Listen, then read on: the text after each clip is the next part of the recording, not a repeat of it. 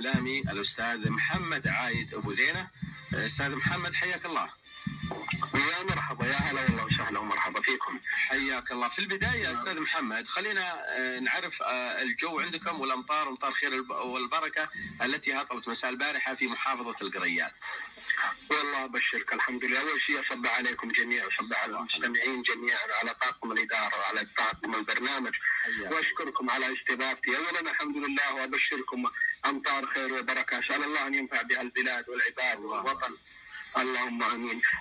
الامطار شامله للمنطقه الشماليه حسب ما جينا امس تمشينا وشفنا سيول، وابشركم وروينا على الارض على قولها العاميه عندنا. نعم ما شاء الله تبارك الله. أيوة. طبعا على وسم يا استاذ محمد، يعني ما جاكم في الوسم مطر؟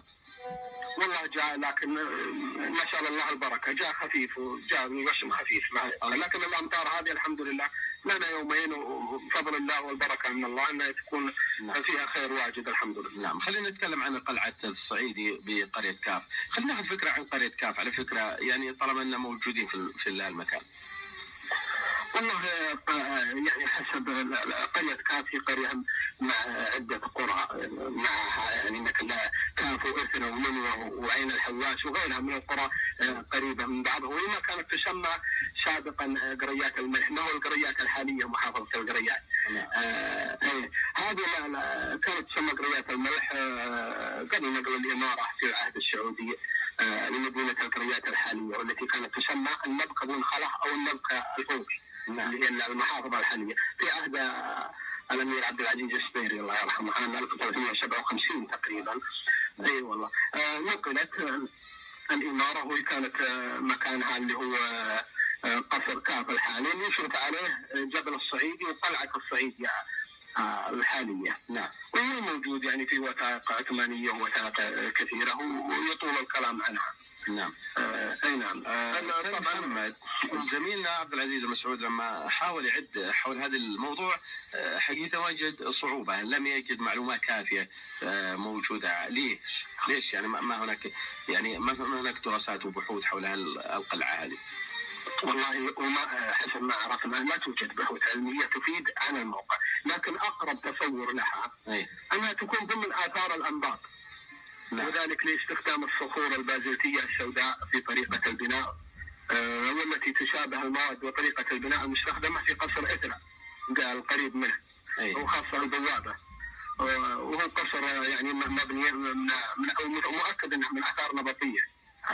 وللآن فقد كانت تلك الصخور متناثرة اللي في القلعة في الصعيدي متناثرة على سفح الجبل، وفي وقت كانت القلعة حامية عثمانية نقل الجنود العثمانيين تلك الصخور وأعادوا بناءها. القلعة حولت إلى حامية عثمانية لطريق القوافل طبعا. هنا. طيب بالنسبة للآن وضع القلعة كيف خلينا ناخذ تصور على أساس المستمع كأنه يشاهد أو كأنه زار المكان، ناخذ تصور له من الداخل من الخارج الوصول له مثلا. طبعا التل أو جبل الصعيدي يرتفع عن سطح الأرض تقريبا 540 متر، مأخوذ اسمه من صعوده في الغالب حسب كتب اللغة في لسان العرب وغيرها منها. يعني أساس الوعورة والصعود إلى الأعلى لذلك سمي بالصعيدي. نعم، وفي صعوبة يعني يجيك زاويتها فيها صعوبة شوية. فكل جبل يصعب صعوده يسمى الصعيدي، وهو من أهم المواقع الأثرية والذي يرى للعيان بشكل لافت لسالكي الطريق الدولي القادمين من الخليج والمنطقة الشرقية العابرين للأردن وبلاد الشام وتركيا. خلنا أقطع عليك المعلومة على أساس أنه يستفيد المستمع. أنت قلت الطريق الدولي، يعني من وين؟ اللي جاي من طريق مثلا باتجاه القريات الحديثة مثلا مخرج المنفذ الحدودي مع الأردن، هذا تقصد الطريق هذا الدولي؟ نعم. ولا اللي جاي من الجوف من القريات؟ لا هذا كان سابقا قبل يكون فيه طريق اللي هو طريق حائل عن طريق النفوذ. كان الطريق ما فيه الا الطريق هذا، يعني حتى الترانزيت واللي نعم. يعني من عرعر خلينا نوضح الطريق من عرعر الى محافظة طريف ومن ثم الى محافظة القريات والمنفذ الحدودي هكذا. نعم، يعني مثلا دول الخليج الان وخاصة الكويت وقطر والبحرين المنطقة الشرقية يجون عن طريق حفر الباطن جدران، أيوة. رفحه، عرعر، طريف، يجي على بعد طريف تقريبا قبل القريات يمكن بحوالي 30 كيلو تجيك المنطقه هذه. بعد القريات مباشره تجي منفذ الحديثه 25 كيلو اللي هو يطلع منها الاردن، نعم. سوريا، تركيا، دول نعم. اوروبا. نعم. نعم. نعم كم. طبعا يشرف كل الصعيدي على بلده كاف من الشمال او الشمال الغربي، وتقع شمال شرق محافظه القريات، تبعد تقريبا 30 او اقل من 30 كيلو. وفوق تل الصعيدي هي القلعه متهدمه جزئيا تقع ضمن نطاق قريه كاف. ارتفاع جدرانها نحو 5 أمتار ومبنيه على من الحجاره البازلتيه السوداء. انتم ذكرتوا تقريبا في مقدمتكم الاشياء. وهو فوق قمه جبل يحيط بها سور يضم قمه الجبل باكملها. نعم. وبها 4 أبواب. نعم. او ابراج اقصد عفوا في اركانه، وفيها غرف كانت تستخدم للسكن والمراقبه بالاضافه الى خزانات المياه. نعم. ويمكن الوصول الى القلعه عبر طريق متعرج طولها ممكن 1200 من قاعده الجبل حتى بوابه القلعه، ويصلح للعربات اللي اكرمكم الله تسحبها البغال والخيل. ويرجع تاريخ انشائها الى الفتره النبطيه. نعم. واستخدمت في الفتره الاسلاميه لحمايه طريق الحجاج المعرض. نعم. أستاذ محمد، الآن يعني في صور على هاشتاج البرنامج واضح من أحد الصور واضح طبعا الجبل بشكل واضح والقلعة واضحة في قمة هذا الجبل، لكن هناك قصر في السهل، هذا اللي تقصدون فيه أنه قصر كاف الأثري ولا كيف؟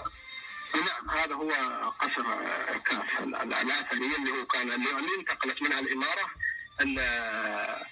انتقلت الى القريات من موقع القصر هذا. يعني هذا الموقع كان او هذا القصر الواضح بالصوره الان هو مقر الاماره سابقا.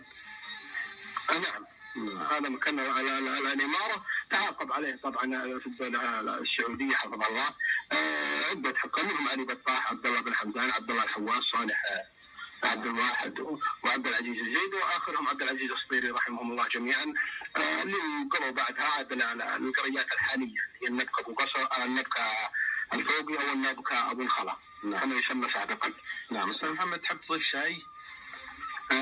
والله ما فيها، هو بالنسبه للصعيدي بالذات يعني ما فيها هنا شيء، لكن احنا نبغى من هيئة السياحة انها ما قصرت الصراحة، وبنت على الطريق اللي يطلع لها، بنت جدران من الحصى ومن الاحجار الحرة. نعم. ولا قصرت يعني اهتمت فيه، لكن نبغى اي عدة قرى مثل ما قلت لكم كاف، عترة، منوة، عين الحواس وغيرها من القرى.